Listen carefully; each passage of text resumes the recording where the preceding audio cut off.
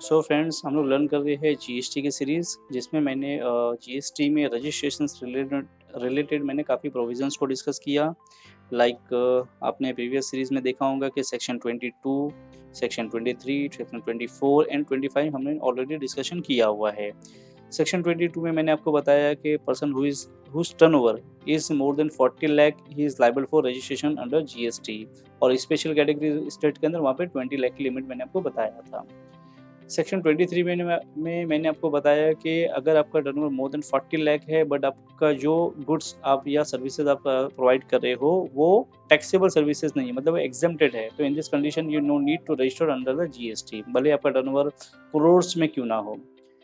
Section 24 में मैंने आपको बताया कि कंपलसरी रजिस्ट्रेशन है, मतलब ये है कि आप अगर ई कॉमर्स डिस्ट्रीब्यूटर हो या गवर्नमेंट ने जिसको भी नोटिफाइड कर दिया है कि ये सारे केसेस के अंदर नॉन रेसिडेंट है या फिर कोई कैजुअल टैक्सेबल पर्सन के केस में हमने वहाँ पे डिस्कशन किया था, वहाँ पे कंपलसरी रजिस्ट्रेशन है। मतलब ये कि वहाँ पे 40 लाख या 20 लाख की जो लिमिट है एप्लीकेबल नहीं होती है। आपका टर्नओवर भले ही 100 रुपीज़ का है, आप then you must register in GST. Section 25 में मैंने आपको बताया कि जो what is the procedure of registration, इसके अंदर जो भी सेक्शन 25 से रिलेटेड क्लाउजेस थे मैंने आपको वहाँ पे डिस्कशन किया था। In this video I am going to explain you section 26 and section 28। तो आज के सीरीज में हम लोग डिस्कशन करने वाले हैं amendment of registration and deem registration section 26। Section 27 जो है इसके लिए मैंने एक सेपरेट वीडियो बनाया है जो नेक्स्ट डे आपको अपलोड करके मैं दे दूंगा। क्यों?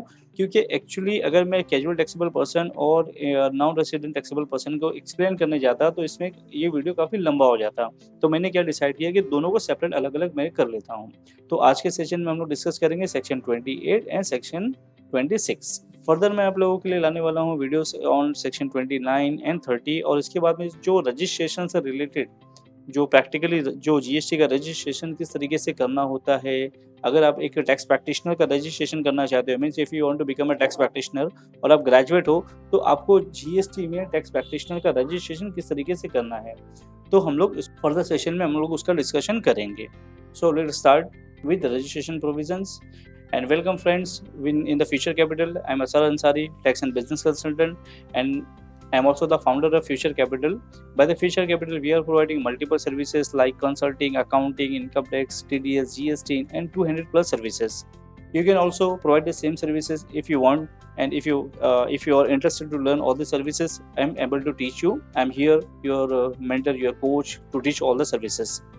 And friends, if you want to become a tax practitioner and you want to see your future in the taxation field or accounting field, or if you want to get successful or if you want to become a successful tax practitioner, you can contact, then the Future Capital is the right platform for you. Let's start section 26, which says deem registration. This is very easy provision and easy to understand. Section 26 क्या बोलता है हमको कि if, मतलब ये linking provision है। क्या है? लिंकिंग प्रोविज़न है जो हमको ये बताता है कि आपने एक एक्ट में अगर रजिस्ट्रेशन कर लिया तो आपको दूसरे एक्ट में रजिस्ट्रेशन करने की आवश्यकता नहीं है, मतलब ज़रूरत नहीं है। मतलब ये है कि जो चीज़ें हम लोग पढ़ रहे हैं, जो सारी चीज़ें मैं आपको बता रहा हूँ वो सीजीएसटी एक्ट के ऊपर से बता रहा हूँ। अभी आपको पता होगा कि इंडिया में जो जीएसटी है स्टेट वाइज सबके अलग अलग एक्ट है। जैसे अगर महाराष्ट्र एक्ट है, महाराष्ट्र स्टेट है, तो उसका जो Maharashtra goods and service tax एक बना हुआ है, मतलब Maharashtra goods and service tax अलग है। यूपी के लिए जो एक्ट बना हुआ है तो वो यूपी जीएसटी एक्ट है। इसी तरीके से अगर आप देखोगे बिहार के लिए तो Bihar goods and service tax act अलग है। राजस्थान के लिए अगर आप देखोगे तो उसके लिए Rajasthan goods and service tax बना हुआ है। अगर आप देखोगे एमपी के लिए तो MP goods and service tax बना हुआ है। केरला के लिए देखोगे तो Kerala goods and service tax act बना हुआ है। बट अगर आप महाराष्ट्र में हो, आप महाराष्ट्र से बिलोंग करते हो और आपका जो बिजनेस लोकेशन, मतलब यहाँ से बैठ के आपका बिजनेस ऑपरेट कर रहे हो, आप यहाँ से रजिस्टर किया हुआ है आपने, तो अगर आप चाहो तो यहाँ से सप्लाई यूपी भी कर सकते हो, अगर आप यहाँ से चाहो तो सप्लाई एमपी भी कर सकते हो, अगर यहाँ से आप चाहो तो आप केरला भी सप्लाई कर सकते हो, राजस्थान भी कर सकते हो। तो आपको हर स्टेट के लिए अलग अलग रजिस्ट्रेशन लेने की ज़रूरत नहीं है। मतलब एक स्टेट से आप करके, मतलब एक स्टेट से ही आप सारी जगह का बिजनेस कर सकते हो। हाँ, वो एक बात अलग है कि अगर आप यूपी से आपका बिजनेस हैंडल करना है आपको, मतलब आपको यूपी से जाकर के सप्लाई करना है, तो यूपी में आपको एक सेपरेट रजिस्ट्रेशन लेना पड़ेगा। तो वो चीज़ अभी फ़िलहाल हमको डिस्कस नहीं करना है। मैं आपको बताना ये चाहता था कि ये लिंकिंग प्रोविज़न क्या कहता है कि एक बार अगर आपने रजिस्ट्रेशन कर लिया चाहे महाराष्ट्र में, तो आप यहाँ से सारी जगह सप्लाई कर सकते हो। मतलब ऐसा नहीं है कि आपको अगर केरला में सप्लाई करना है तो केरला के लिए अलग से जीएसटी आपको निकालना पड़ेगा। मतलब ये मान लिया जाएगा, डीम्ड मतलब मान लिया जाएगा कि आपने क्या किया है, भई यहाँ पे भी जो केरला जीएसटी एक्ट है उसमें भी रजिस्टर्ड कर लिया है अपने आप को। इसी तरीके से आपने जो बाकी के जो एक्ट है आपने वहाँ पे भी रजिस्टर कर लिया है। आपको अलग से दूसरे एक्ट में रजिस्ट्रेशन लेने के लिए कोई कोई मैंडेटरी नहीं है कि आप वहाँ पे भी रजिस्ट्रेशन लो। आप मैं इसको बताना ये मतलब समझने वाली मेन चीज़ यहाँ पे ये है कि जीएसटी से पहले जब सर्विस टैक्स था, तो वहाँ पे क्या होता था कि अगर आप कोई मतलब एक सिंगल रजिस्ट्रेशन से आप सब जगह सप्लाई नहीं कर सकते थे। उसके लिए आपको सेपरेट रजिस्ट्रेशन लेने की ज़रूरत होती थी।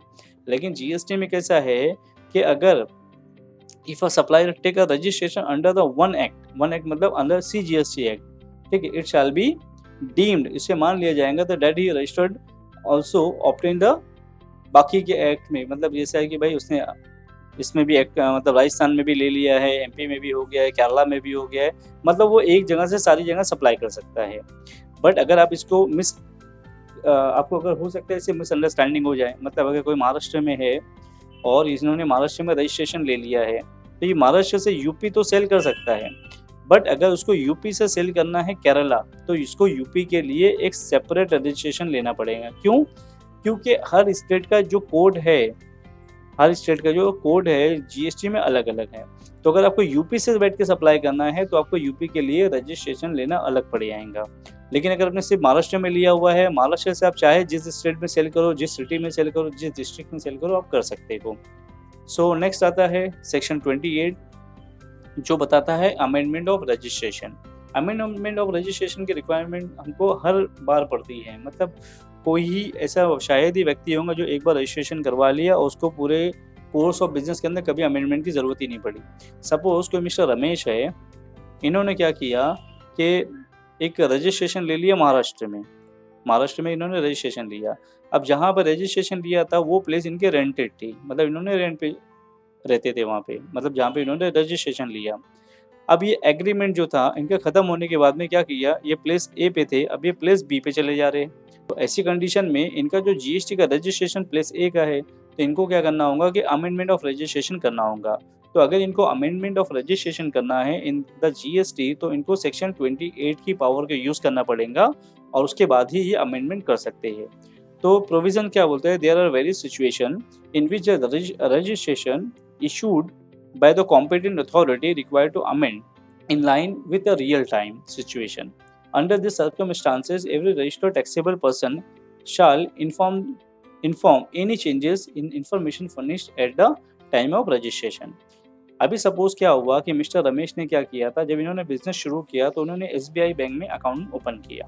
बाद में उनको ऐसा लगता है कि भाई एसबीआई बैंक की सर्विसेज में उनको कुछ तो दिक्कत आ रही है, तो इन्होंने क्या किया, एसबीआई का अकाउंट बंद कर दिया। फिर इन्होंने क्या किया कि बैंक ऑफ बड़ौदा के अंदर यहाँ पे अकाउंट ओपन कर लिया। बट इन्होंने जब जीएसटी में रजिस्ट्रेशन लिया था तो उस वक्त इन्होंने अकाउंट की जो डिटेल फर्निश किया था वो स्टेट बैंक ऑफ इंडिया की थी, बराबर है। अब इनका जो है ये अकाउंट चेंज हो रहा है, तो इनको क्या करना पड़ेगा कि अमेंडमेंट ऑफ रजिस्ट्रेशन के अंदर जा करके बैंक अकाउंट को चेंज करना पड़ेगा।